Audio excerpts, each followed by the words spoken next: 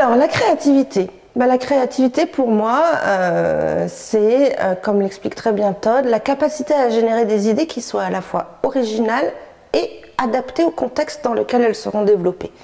Et c'est là que ça devient très amusant, parce qu'évidemment, c'est contradictoire. Soit c'est original, c'est neuf, et à ce moment-là, c'est pas du tout adapté, c'est-à-dire que ça va foutre le bazar quand on va essayer de l'implémenter. Soit c'est parfaitement adapté, ça s'intègre bien dans les processus éprouvés des entreprises, mais en général, c'est pas du tout nouveau. Et moi, ce qui m'intéresse, c'est justement cette tension qu'il y a entre la capacité à générer du nouveau et la capacité à le mettre en œuvre. Alors, dans la créativité, vous le savez, il y a deux grands modes de pensée. Il y a la divergence, où on ouvre le champ des possibles, et puis il y a la convergence, qui est le moment où on fait des choix. Et moi, ce qui m'intéresse le plus, c'est la convergence. Je pense que c'est là que beaucoup de choses se jouent. Et je pense qu'aujourd'hui, c'est compliqué de faire des choix stratégiquement intelligents. Alors, un petit exemple concret de ce que c'est que la créativité pour moi.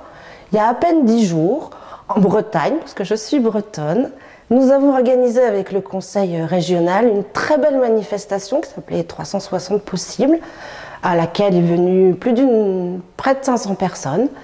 Et j'avais la charge de travailler pour 4 entreprises du territoire breton, dont certaines sont dans des situations économiques difficiles, pour les aider à refaire un reboot de leur modèle économique. Et on a mélangé des techniques de créativité et des techniques qui permettent de cheminer dans un modèle économique, parce qu'une innovation, c'est quelque chose qui rapporte de l'argent à l'organisation ou à l'entreprise qui la met en œuvre.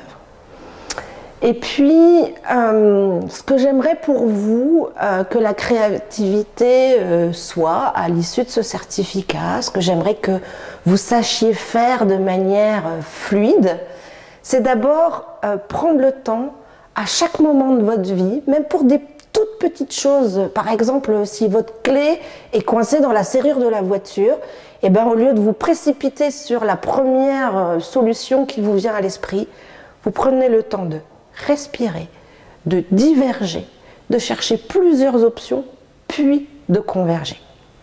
Et la deuxième chose que je vous souhaite, c'est que la créativité soit un chemin de réalisation de soi, un chemin pour grandir et un chemin pour réveiller votre enthousiasme. Et l'enthousiasme, étymologiquement, c'est le Dieu intérieur. Et donc, c'est cette capacité à s'émerveiller de la vie.